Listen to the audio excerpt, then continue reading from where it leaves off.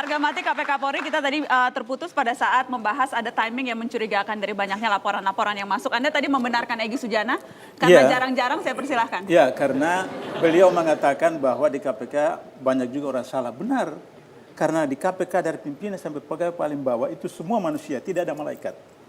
Karena manusia pasti berbuat salah.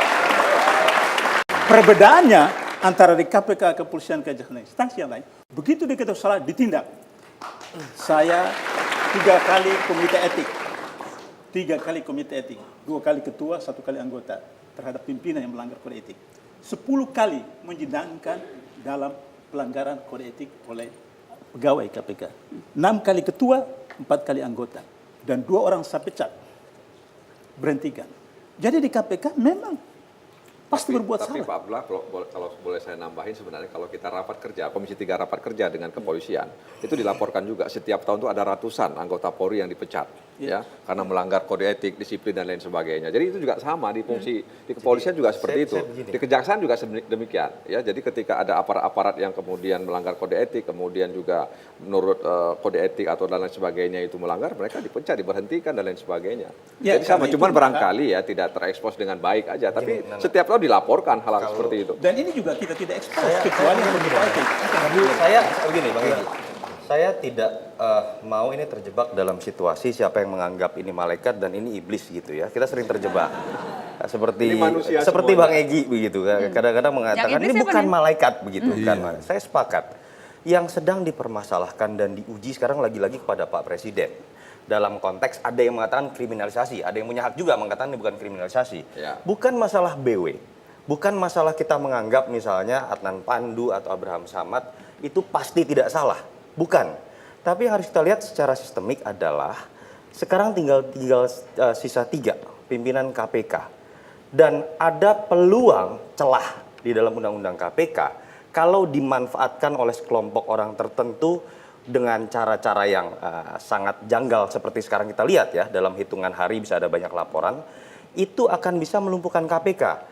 Jadi yang kita sedang lawan adalah kemungkinan terjadinya pelumpuhan KPK karena satu kondisi. Bukan ingin membentengi Samad, BW, atau misalnya Adat Pandu Praja.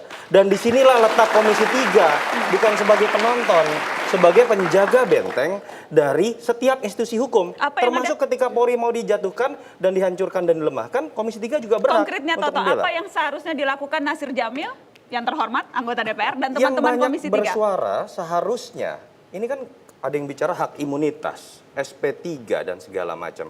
Itu seharusnya bukan aktivis anti korupsi, tapi para anggota Komisi 3 yang bukan malah memperkeruh keadaan, itu menurut saya paling penting. Anda memperkeruh keadaan dengan cara? Loh, sikap mengenai BG menurut saya juga itu satu hal yang tidak berdiri di tengah.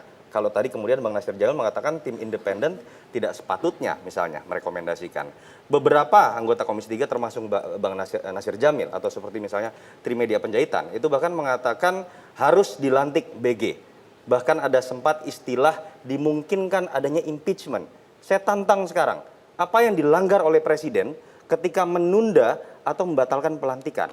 Ini yang saya harapkan bagaimana Komisi 3 betul-betul berdiri di tengah ketika bangsa ini sekarang sedang terbelah oleh karena kesalahpahaman antar 2 lembaga. Dan tidak ikut menjadi pemain.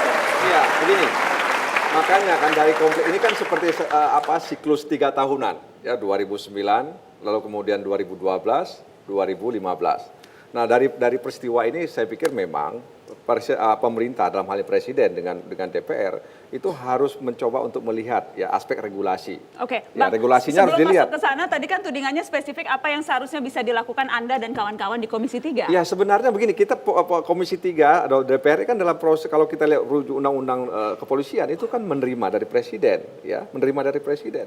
Dan kalau kita mau ya kita revisi undang-undang kepolisian sehingga kemudian tidak terjadi benturan seperti ini, tidak ada saling tuduh, tidak ada saling tuduh menuduh dan sebagainya. Panjang, Bang Nasir. Kalau kita bicara sekarang bagaimana memastikan tidak ikut menjadi pemain dan memperkeruh suasana. Ya makanya sekarang kalau misalnya Presiden mau berjiwa besar, hormatilah proses yang sudah ada di DPR. Artinya apa? Tetap melantik Komjen Budi Gunawan yang seharusnya dengan segala resiko yang dimiliki oleh Presiden. Anda ingin tetap Budi Gunawan dilantik? Bukan tetap Budi Gunawan dilantik, tapi ini ada proses yang ada di DPR begitu loh. Luruskan sedikit.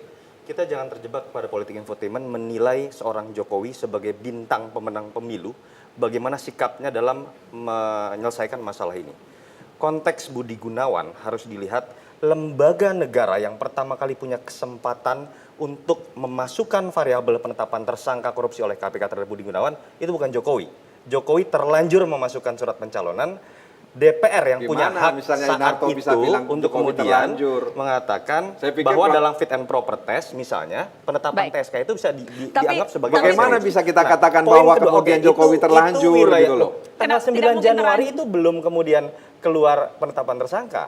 Sebelum dilakukan fit and proper test di Komisi 3, itulah sudah Nah, keluar kalau- TSK. Jadi Oke. nggak elok, nggak adil kalau kemudian menyalahkan DPR. Saya tidak gitu menyalahkan loh. DPR, Betul, memang tetapi tidak yang menyalahkan, harus tapi dijaga kalimatnya, redaksinya adalah seolah-olah menyalahkan DPR. bagaimana gitu loh. kemudian Nah, seperti itu. DPR Kalau dan bisa- Presiden saya juga bisa bilang sama-sama kalau punya Presiden satu misalnya visi mau menarik, dia bisa mengenai menarik, pemberantasan gitu loh. korupsi dan tidak ada yang memaksa kemudian apalagi mengatasnamakan impeachment Baik. Oh untuk enggak. kemudian Itu kan pendapat melakukan individu, pendapat pelantikan. individu bukan pendapat kelembagaan Kita gitu loh. break, setelah headline news kita kembali, kita break, tetaplah di Mata Najwa setelah headline news.